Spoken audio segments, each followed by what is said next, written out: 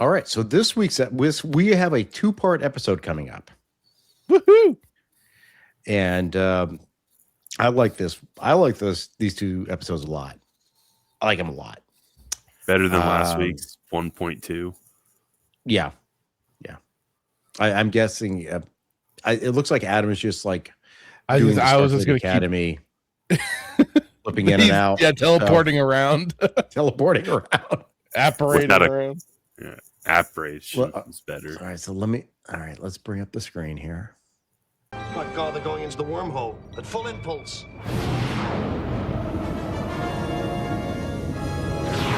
And we're just jumping right into it. Let's go. All right, let's go. My senior staff and I have been asked to address the annual. We're getting some defiant ship porn, and Adam's not here for it. To the opportunity and to visiting my sister in Portland. Oh, Portland still exists? No. Yeah. No. So basically, they're back to Earth for a little bit of a conference symposium. So maybe they've cleaned it up since now. You know, I can only hope. He's from Portland. His sister lives in Portland. Yeah. Oof. Ben is not from Portland. Ben is from New Orleans. So that is established. And it'll get more explored upon in the future. If I don't see the San Francisco Bridge. Why would you? They're talking about going to Portland for this.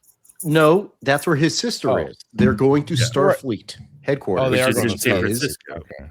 Correct. I'm just getting ahead of myself. Yeah. Sorry. We're not seeing Sisko's sister. Don't worry. He just mentioned it. It's offhand comment. Oh, you just okay. Yeah. I'm like, oh great, here we go. Family drama episode.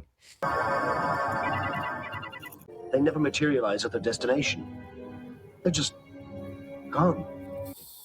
Ruh-roh. Oh. Maybe this is why McCoy and Pulaski didn't like the transporter. I was about to say, Bones was right all along. Vindicated. Yet again. These damn transporters. For some reason, you want my atoms scared all across the galaxy, boy. I know exactly how you remember that. I remember affecting it. I don't see any points on your ears, boy, but you sound like a Vulcan. Look what we have here. Who are you? Who am I? You believe this, Sleeping Beauty asking me questions? Up. I recognize what's the actor? I remember him mostly right now from Gremlins, but I know he's been in other stuff. God damn it. Yeah. Yep. It's a character actor. Yep. Oh, he's great too. Identification.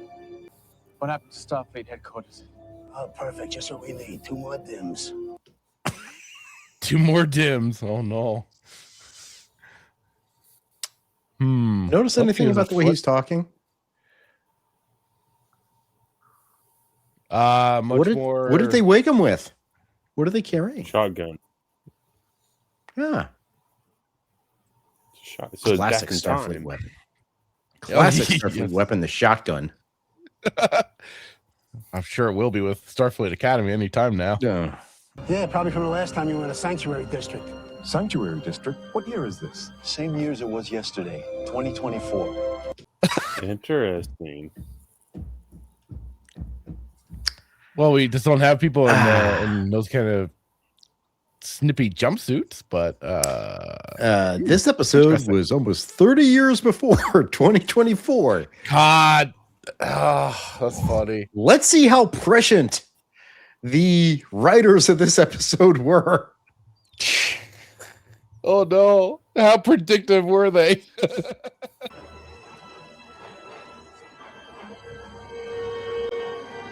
Yeah, Jadzia just happened to be out of sight, out of line on that one. Okay. Yeah, she's the transporter beam got all wonky and put him back in 2024. Wibbly wobbly timey wimey stuff here. Oh boy. Yeah, basically they've traveled back in time over 300 years. This episode is currently 32 years old. This is San Francisco, what they thought it would be like 30 years later. Why did you mention the shotgun? Was that an actual weapon they use in Starfleet or no? No, they never use a shotgun. No, he was just pointing out the fact that it was in the past, basically. But like with Star Trek though, the timelines between our reality and the Star Trek reality is very different though, right? Because hadn't they already gone through the whole like basically like the whole clone or eugenics war, whatever that was Yes. with Khan The and thing everything. is, So this is the mistake that current Trek makes. They think our reality is Star Trek reality. Star Trek reality is not our reality. Well, you shouldn't be walking around without ID. guy looks like David Bowie. Actually, he reminds me a little bit. He also reminds me a little bit of the guy that she had the weird undying love for after 2 hours. For that one episode. The beam was just reacting to the accumulation of chronoton particles in the ship's hull. Chronoton particles. Chronoton particles. I kind of zoned out for a second there. What was he talking? It was the technobabble. Yeah. Yeah. Chronotons is time, temporal. Okay. Yeah. So what it's saying is like, this comes off of the cloaking device and it causes problems, what he's saying. So I guess that's what causes them to travel through time. We're definitely in San Francisco. I caught a glimpse of the Golden Gate Bridge a few blocks. Okay. Although it looked more like New York, but from some of those building architecture. I know. It doesn't quite look like San Francisco, but this is the back lot at Paramount, so would expect. Yeah, they're using what they've got. What is this place? Sanctuary district. Hold on. Oh. Oh, I think I fixed it. I don't know what's going on there, but hopefully I remain. If I disappear again, I'm not going back. Oh yeah. I'm giving up. If it disappears. All right, so we're back in time. All right. Yes. All right, you caught up. You're very quickly caught up. Welcome to San Francisco 2024. It doesn't look that different. Yeah, all that's missing is the shit. Yep. Do they have the app to make sure they can stay away from those specific streets with shit in it? What I was explaining to the guys while we were away was this is kind of prescient in certain ways, but to remember always that Star Trek history is not our history. Then what do they do to deserve this? Nothing. Just people without jobs or places to live. Welcome to the 21st century, Doctor. I want to say so much. I want to say so much. But it's a kid's show. Well, don't let that hold you back. When has that ever? Clearly not a kid show. Go watch my reviews. There is nothing kiddie about my. You should not be watching my reviews. The coarse language offends you. It's Commodore 64. How like a woman, she gets the cushy office job while the guys are down in the streets roughing it. Just figures. So this is in 1994. This is what they thought computers would look like today. I mean, they didn't think about basically miniaturization or or basically separating the monitor from the computer and of course they didn't envision that we would actually have tablets in the 24th century. I mean, the 21st century as opposed to the 23rd century. So, well, the reason we have tablets is because of Star Trek. Let's be honest. Yeah, you're not wrong. Thanks for letting me use your terminal and your account. Hot girl privilege right there, man. So basically, 23rd century woman just like hacked the entire system and created a personality for herself in a few minutes. And sorry, 24th century. And hot girl privilege, just gonna let her do it. I have no problem with that. Yeah. If I found Jazzy on the street, I'd very much help her out. Yeah. And just tell her that I'm going to disappear in 12 days and maybe she'll be into me. That's what we said. It's like this guy reminds me of the dude from Meridian. Yeah, Brad brought him up. I'm right here. I'm here. Yeah. And yet she doesn't make the connection because that's how important that relationship was. What relationship? It never happened. I know. Erased from the memory Erased banks. like the planet. Disappeared like the planet. I'm Chris Brenner, Brenner Information Systems. That Chris Brenner. Oh. I know you. You're so cute. I know you. That's what I was gonna say. Jazzy is just like, okay, yeah, I'll go with it because I don't want to be found out that I'm from 300, 400 years in the future. Fingerprinting a black man? That's rude. Don't worry, he's going to get the Muslim next. Yeah. I was wondering how to make that joke, and you just went there. So I was trying to. That's okay. I was trying to figure out how should I make the black man Arab man joke, but you know, Sadiq is Muslim. I know. I was looking for the opening. Yeah, you got there first. Straight ahead. Redirected where? Not where. When. I just want to point out, I did not want to spoil this for you guys. I knew exactly what happened. I knew the technical explanation. I did not want to spoil the reveal because it is so. Yeah. Stupid time travel. Stupid. All right, let's be honest. Does he here. not realize that? I mean, wait, hold on. Star Trek and time travel has never been clean and easy. Mhm. They always make it way too damn complicated. In every single series, every single one. Yes. August 30th, 2024. You ever hear of the Bell Riots? It is one of the most violent civil disturbances in American history. Oh, marvelous. So now maybe we have a problem. Oh, just a bit. So now they're smack dab in the middle of a significant historical event. Yep. You can't. It's hard to stay at history's way when you get dropped in the middle of it. Starfleet temporal displacement policy may sound good in the classroom, but to know that hundreds of people are going to die. Did they train for this? Did he just say Starfleet? What did he say? Starfleet temporal displacement? Mm-hmm. Starfleet is aware of time travel. Yeah, it's happened. Yeah. Back in Kirk's era. We just talked about it. Yeah. Kirk filed reports. Very interesting. Mm-hmm. Interesting. But so yeah, Starfleet is aware of time travel, and it's possible. Probably not just Kirk. Probably other people who experience this. I mean, you're out there in the galaxy, so you should probably tell people, hey, maybe guess what? Be a little careful. I mean, we have a prime directive, right? Don't interfere with other cultures. Maybe there should be something called the temporal prime directive. Are they breaking it because they're not Are these people pre-war? Well, I guess are these pre-warped? They're humans. I don't know. This is. Does that mean are all humans? No. You can't use prime directive when it comes to traveling in time. Why? That's why Adam just said maybe there should be a temporal prime directive, meaning don't fuck with time. So you can't hold on. You can't follow the prime directive. The prime directive doesn't apply if you go back in time. There's a separate directive. Okay. I'm just trying to put the pieces together. There's a specific directive related to time travel. That's the only way to say it. Okay. Essentially, we different prime directive within space or within time travel. Right. The idea of the prime directive that you don't interfere with cultures that are pre-warp. Here's the prime directive. Don't F with history.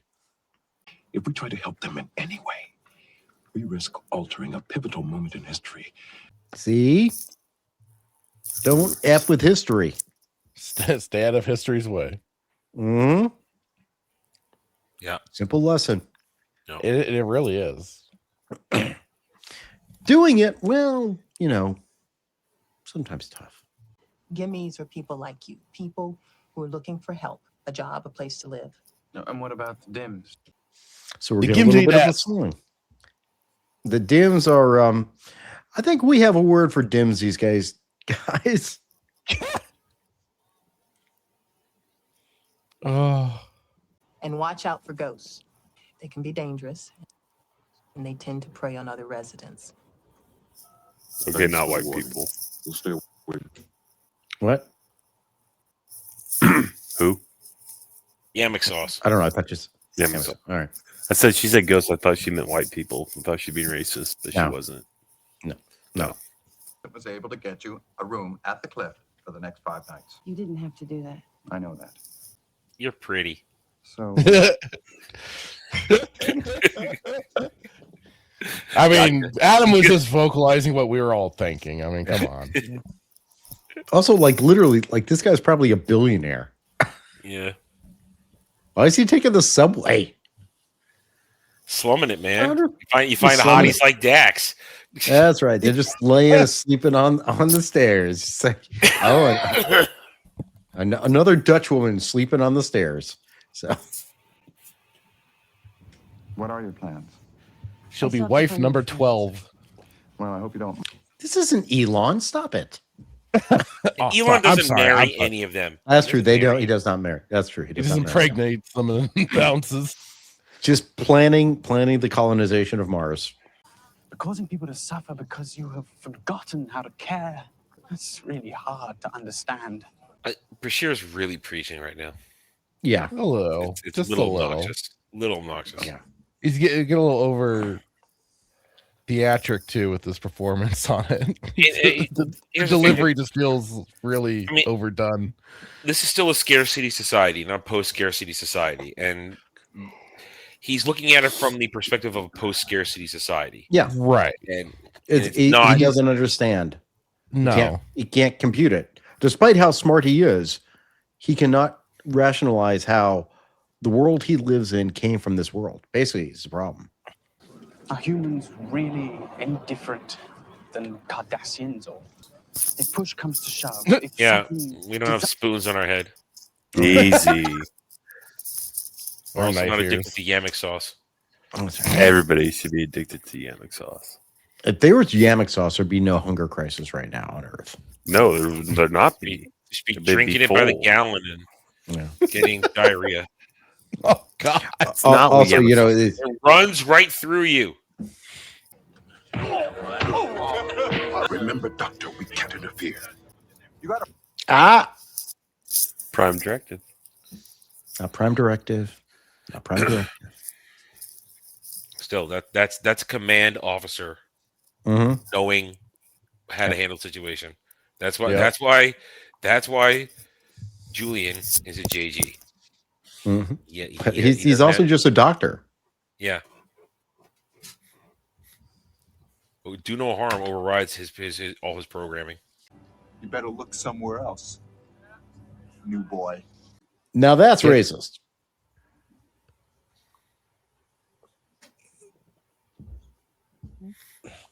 That was meant to be racist.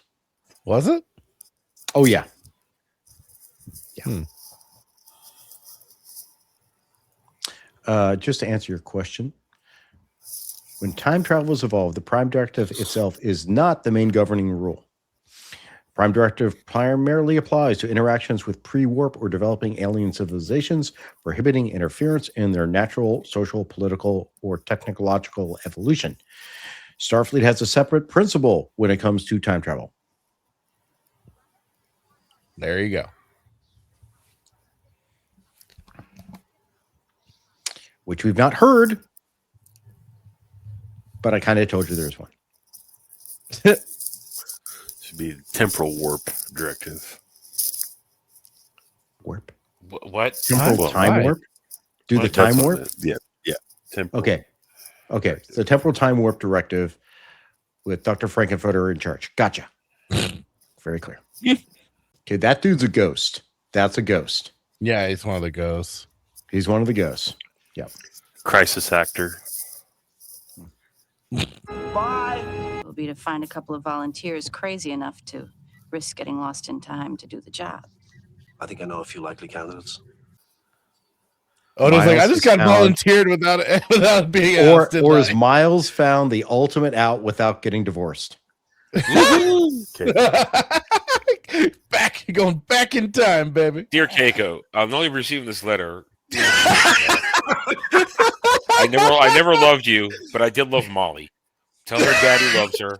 And then I invested a lot of money in an account for her that'll be worth nothing because on Earth money. I bought Apple in 1980. Yeah. I've been living happily in the year 1982. I found another Japanese wife who isn't a bitch.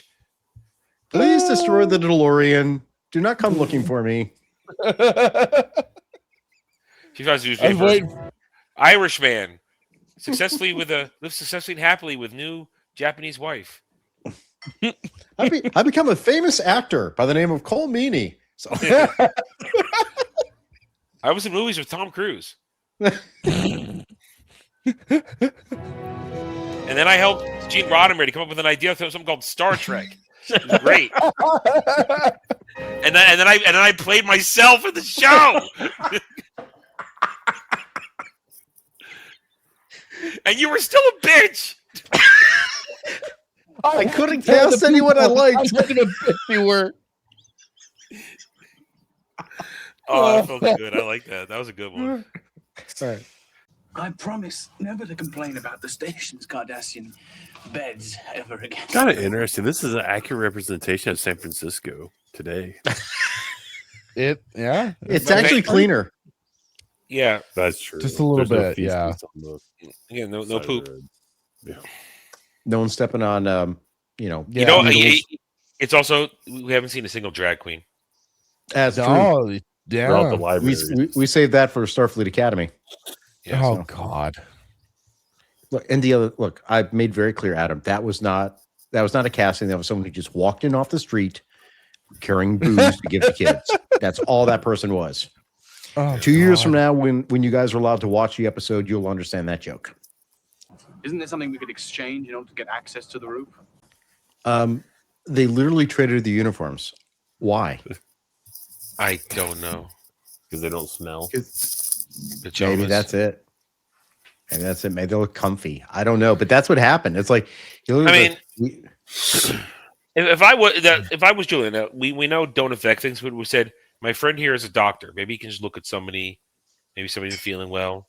That would have been an easy in without having to. Yeah, but they wouldn't believe it. Like, why would a doctor be in a sanctuary district? Rough times. My wife went to get help, but there's only one doctor on duty at the processing center. Well, why don't you let me take a look? No, you can't do that. Hey, is this kid? Do you think this kid's important? I don't know. Point of order. At one time and place, Dr. McCoy gave kidney pills to an old lady. That's true. And she just grew new kidneys, and she was very happy. Mm-hmm. And time still moved forward without a problem. Mm-hmm. You can't be so strict on this. Not everything affects everything. That if you do, you are subscribing to MCU's version of time being Kang wrote everything. Do you believe Kang wrote everything? I believe we were all Kangs. We were all Kangs. At one time, we was Kangs. We all Kangs. We was Council Kangs. I was the white. I was the white Kang. That's the thing. Remember, in MCU, there is no free will. Everything is predestined. So what happens is if he comes in here and does something, is it going to change it? Well, actually, if it's predestined, he's meant to do it. Kang has already written it. I'm sorry. Kang has done this. Team free will. Yeah. Just helping someone does not necessarily mean time has changed. Julian. Can't help to just look. See, again, Ben is saying be cautious about this. So he's recognizing his potential, but it's like, do we still do this? You have to be careful when you're dealing in time. So Julian is overridden by his Hippocratic oath. Help people. Do no harm. Ben is there going like, I'm the commanding officer. Don't F with time. He's like, all right, just be cautious. Look how these people are dressed. Dax is living the high life. Just Oh, yeah. figures. And again, what are we doing with her hair? I don't know what's going on. It's like some sort of feather or something in it. I don't know. And you know what's that? Oh, I'm suddenly realizing. Kind of reminds me of how they dressed in Demolition Man. Huh. Same time period too. If you think about it, it was like 20 or 30 years in the future from the 1990s. Yeah. Well, yeah, about that. Yeah. Yeah. Europe is falling apart. Well, all right, that sounds accurate. Yeah, they got that one pinned. That's right. Sounds right. You might have ended up in a sanctuary district. It's the only way to keep those people off the streets. Those people. Excuse me. Those people. Hey, now he's just being you general. people. Hey, stop the Asian hate. Just can't. Exactly. Well, it might take some doing. The sanctuary district records are not posted on the net, but I might be able to pull in some favors. Because you're pretty. Not the hair. It was like a Abraham Lincoln or George Washington wig from the side. It's a weird way it's pulled up, but yeah, no bueno. I said, let him go. All right, I just got to say something here. This is something I always hate. The double axe handle does not work because it crushes your finger. I've done it all the time. I've seen it all the time in wrestling. Works great. Yeah. John Cena does it all the time. Crushes your fingers. Not John Cena because you can't see him. I knew what he was saying. Santino Marella? John Cena is John Dinner. John Cena. John Cena. Oh, I see what you're doing, John. Yeah. You're can saying never say John China. I know what you're doing. Yeah. I thought you were doing Santino Marello. No, I am Santino. Yeah, John Cena. No, he says Dinner. John Cena. I said John Cena. It means dinner. John Dinner. Okay, but Cena. Right. I thought you said John China, which could also be applicable depending on who's apologizing. Oh, because he was dating the China. Oh, yeah. Leave him alone. Oh, right in the gut for your good deed. Yeah, that's and no. Let it play. Let it play. I know. So, whatever they care about, like not interfering, Bashir is just like gotta save him. This is, again, it's like he's not making a command decision. He's just doing the doctor thing. He can't help it. He's going to help people, whether Ben tells him not to or to help him, whatever. So now someone's dead. Yeah. Let it play out. No. That man was Gabriel Bell. Oh, we done fucked up. We just fucked with history now. See, there's the problem we were talking about. Yeah. The Bell riots, named for Gabriel Bell. He can't do it. He can't protect those hostages now. Yeah, Sisko assumes his identity, and then the whole part of him sacrificing himself is then when they transport out at the last, and then the second part of the episode, or the second part, I'm guessing. That's a crazy dumbass idea. Dumbass idea. They all don't look alike because he's black. Wow.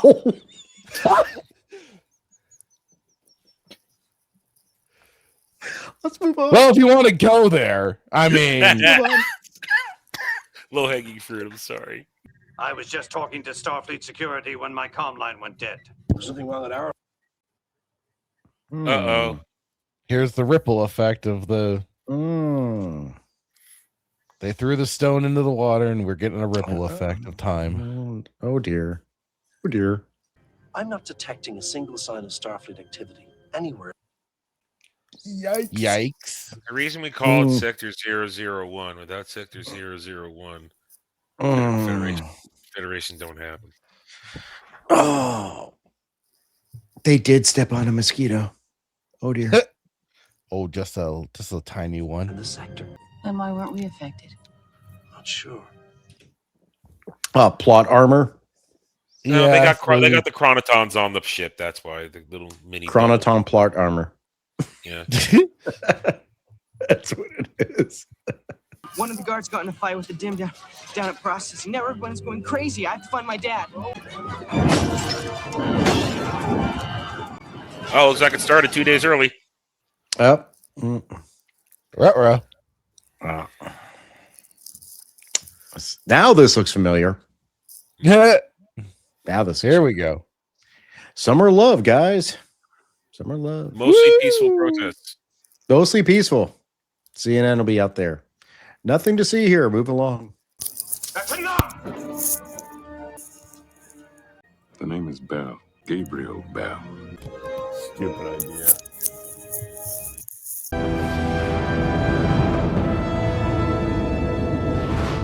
Why do you say it's a stupid idea? Stupid. Why? Elaborate. Because he has to. He has to do it. That's the only other option for him. Right, but why is it stupid? Well, it's not stupid. I don't know. There's only other thing he can do. Force his hand. Yeah, his hand has been forced. The timeline has been altered. This is what they're trying to avoid. Stay low, get out of the sanctuary district, don't cause trouble. They were like kind of helping when they could. And then this time they helped a little too much. And important historical figure got killed.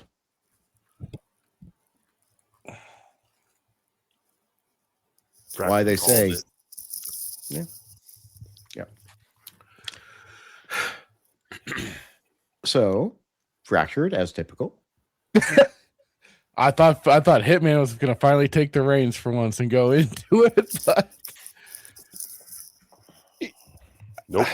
You know, it's because like you guys say, like for when it comes to Star Trek, books and stuff aren't quite as reliable for extra lore and stuff like that for the overall universe. So it's good. It's kind of interesting in a way to revisit their past to see what's taken place, to kind of get that extra context to how they get to their post-scarcity era and their ideal world, basically, except for all the other aliens that cause their own bits of trouble.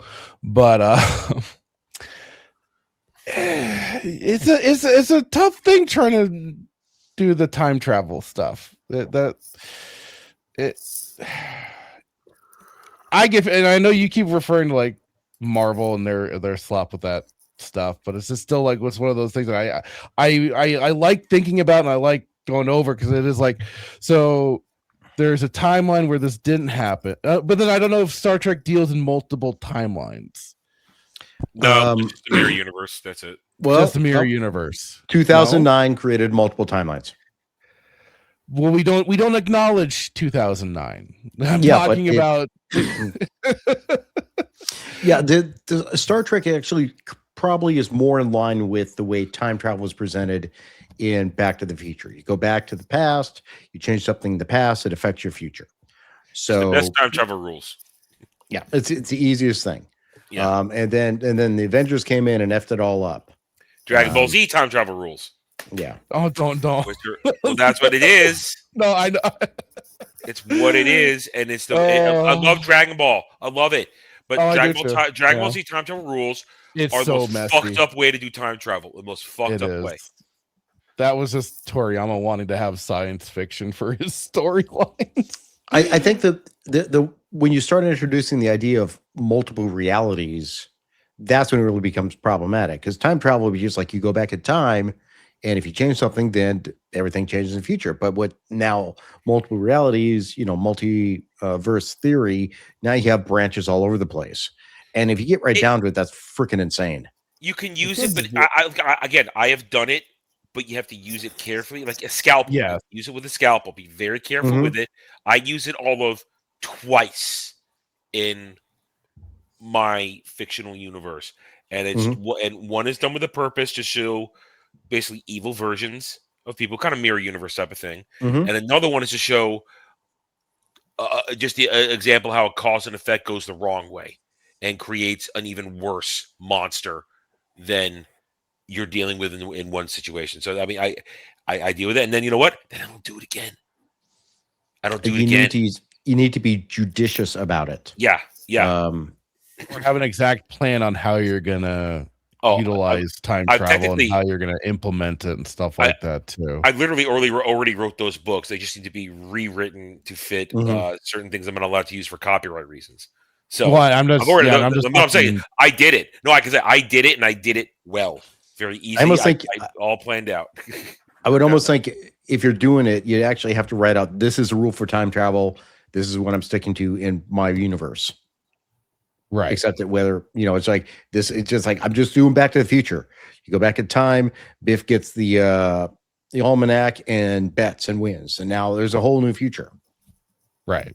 Well, that's why I asked, split timelines and stuff like that. Like how are we going with this? Because then you'd have basically a God, I hate saying it, but like a primary timeline or a prime timeline where it's like, okay, these are the events that happened, but now you have the events that now have happened thanks to time travel malarkey. It's like the Kelvin universe. Oh yeah, that's just it. That's where you get sloppy. So otherwise, it's good to see it through the lens of these characters on this era of their time. Putting all the time travel talk aside, it figures how we do have Julian and Sisko kind of in the slum life. Jadzia managed to get the tech guy, who also seems to be a level of importance in at least for his status of the situation. So now it's gonna be kind of interesting how he'll play the part in part 2. Yeah, he may have a part because he sounds like they kind of make him out kind of like I'm not going to say Elon, but like he's a tech mogul of some kind, and with communications. So I mean, he's like, oh, don't you know my channel such and such? So yeah, because now we've noticed all the channels of communication, especially for the current time, is all dead. They have nothing. They can't communicate with anybody other than finding, what was it, the Romulans? Yeah. They found the Romulans over by Alpha Centauri, which is a Federation aligned planet. So they've clearly stretched out. The computers actually, if you think about it, weren't that bad. They just, instead of using their fingers, they were using like little styluses. Yeah. Yeah. So that was, like I said, it's kind of interesting to visit these sort of timelines. A little weird with the jumpsuit switch up. Yeah, for the regular clothes, that's kind of like, why?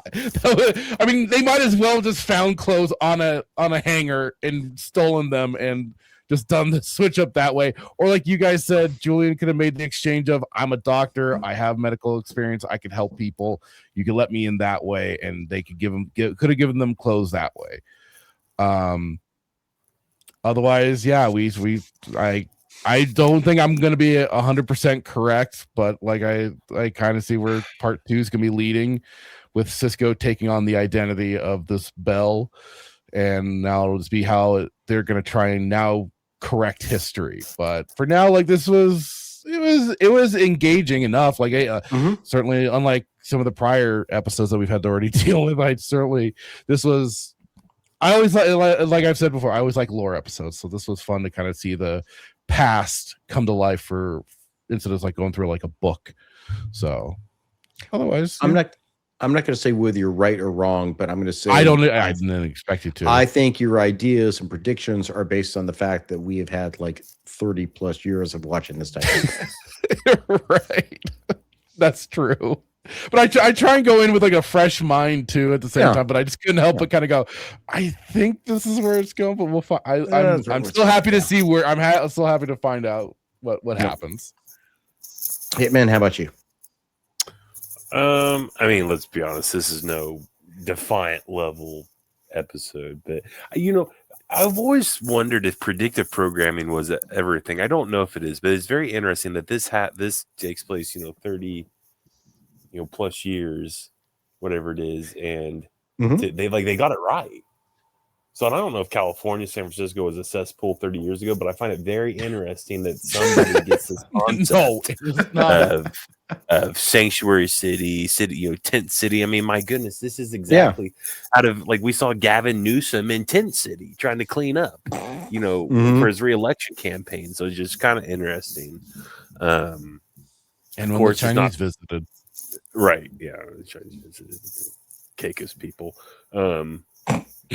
But he's actually Japanese. I was gonna say, don't slander the Japanese like that. Come on. Sorry. Distant cousin. But yeah, just this episode was just hard for me to get engaged. I don't know. It's we go from I'd rather go watch Move Along Home, honestly. Is it Move Along interesting. Home? Oh. Is that with the one with the Alan Moraine? You want the Alan Moraine song? Yeah. That's Move Along Home. Yeah. Right. I just and then to Fracture's point, when he was saying what he was saying, I was like, "There's no way that would happen." And then, sure enough, he got it right. Sisko's got to play the role of Bell, and it's not because he's black, but it was because he's black. But he had to do it. He had no choice. He has to do it because he went in and he, as Trump says, FAFO. You messed around, and now you got to go fix stuff. Well, I think it just goes into the whole point of like, you're back in time, so stay out of history's way, and that was what they were trying to ultimately do. And like, because that's you don't know who might be an important person, who could be going on to do something, great and grand. You don't. That's why they're meant to stay out of it entirely. So that's the whole cautionary tale for this. Of like, yes, you wanted to do some good, but look at what happened. Look at what you've now, the ripple effect that you've caused. Right. And I can't speak for that one captain who should never have been a captain, Janeway. It seems like every captain violated the Prime Directive in some type of fashion, and even the temporal thing we talked about. Yes. So that's interesting. Yes. Janeway, I don't know. Some of them may be a menace. Janeway? Yes. Anything else? Nope. She did not have sex with the lizard. Adam she did. And she oh God! We avoided it. We got away from it. She put her thing in the lizard. Okay, so why did you make her a trans? What? She doesn't have a thing. What the hell? Stop talking. Stop talking. All right. If I have to pause, because I'm in the middle of a coughing fit, so excuse me. Mm. All right, we have what we've already experienced this. What happens with every two-parters we had in DS9? Slow start, setup episode. Yep. This is setup episode. They did all the laying of the groundwork for a more intense or likely intense character poignant moment stuff in the second one. So everything is set up here. It's also so we've seen this before. It's not very exciting. Get a few good moments here. We can have a few good lore discussions here and there, but in the end, it ain't moving the dial. This first episode of part of this two-parter, it's not going down in greatest DS9 episode history. It's not. It's fun to talk about how, oh yes, it's the 2024 simulator. Here we go again. But it's back in the 90s when we watched this. I remember I was really bored in this episode. I was bored waiting, and next week it's like, okay, we see where it went. All right, fine. I'm ready to move forward. And I admit I was not. When you are a young man, these particular two episodes are not very entertaining because they're dealing with social stuff. When you're a teenager, you don't really give a damn. No. And this is the 90s trying to make social statements here and there, but doing it in the Star Trek way where they're not pointing a finger at anybody. And that is one of the strong points of the episode. They're making the social commentary, even though Julian, like we said, got a little preachy. They're not pointing a finger at anybody. They're simply talking about social issues that had still plagued us even in the 90s and say, oh, it might go on to the 2024. And guess what? It is actually even worse these days because things happen. Gotta start coughing. Well, they take more of a human approach than just, like he says, point a finger at people. It's just more of the overall. Yeah. It's today they would point fingers. Yeah, totally. So it's an okay episode. It gets the job done, and I'm sure next week there'll be more happening. When I first watched this, it was my senior year of college, and I was politically active. So this made a little more impact on me, I think, probably than it did Adam at the time. Because Adam, you said like you're in high school. I'm in college. I'm more politically active, and I'm key to these type of things. And I'm getting the idea, I'm a conservative dude. We're talking about politics. I'm getting the idea of putting people behind a wall. When I said ghetto, I mean, I'm fully talking Jewish ghetto. I mean, that's what it was like. That's what I thought the first time I saw this, because also I saw Schindler's List a year before. So I'm like, that's kind of dark. That's really kind of dark. But it also, you know, at the time, I got to remember, like, I'm deep in the lore. I know the lore. I know when World War III is. I know when the eugenics war is. And now it's like filling a space and like, okay, so they got through eugenics war. Now it's like, oh shit, we still got some issues here. And it's even before World War III. I mean, so that's where I was thinking at the time. And again, like I say, now it's kind of just funny looking back on it. It's like, kind of makes prefer this San Francisco to what we have now, maybe, you know. But the idea, it's weird that the ideas are kind of there, you know. Star Trek kind of predicted the future. It's like, yeah, there's social strife, people being put in certain places because they can't afford to live certain ways. We have job crisis, we have medical crisis, we have mentally ill not being properly treated. Everything he was saying, everything Julian was saying is like, we could help these people. They could help them now. Why don't they do it? And that's where I think, you know, Star Trek does excel. There are times here, like you said, Adam, where Julian is preachy. But I don't think it's as heavy-handed as they do in modern Star Trek. It's just a little whiny. Yeah, but that's Julian. Yeah. They're still working on Julian as a character. They're still working on Julian. Very true. Very true. But I think the other thing is like Sisko's in that command presence again. He identifies the problems like, oh shit, we're back in time. Doctor, you know the rules. We really can't we can't interfere. Don't step on the butterfly. Do your best to avoid it. And it's like, even when the kid was injured, he's like, okay, you can help the kid. So, I mean, even though he knows that, you know, I shouldn't really be doing this, it's like, oh, damn, I can't see a kid suffer.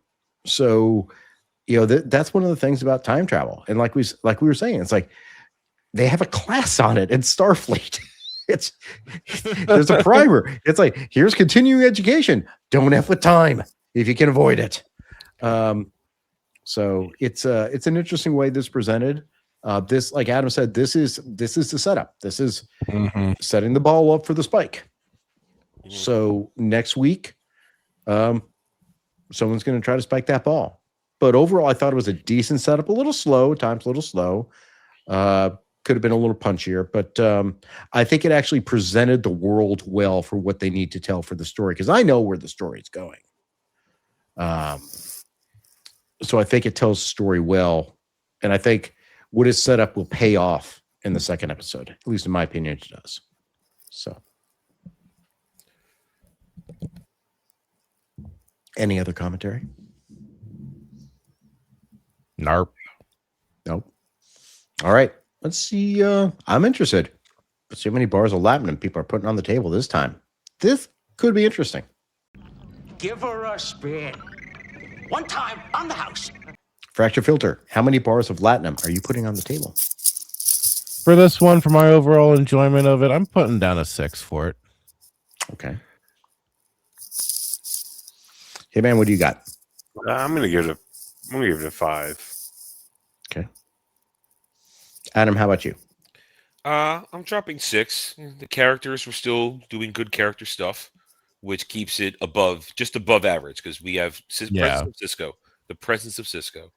He has not vanished. He is still there. Mm-hmm. Yeah. I had already decided this before I was even watching it. I'm going with the 7. I find this to be enjoyable. I think it's a good setup. I think it's one of the stronger episodes in the sense of maintaining a story. You know, this is an A story. There's no divergence or anything.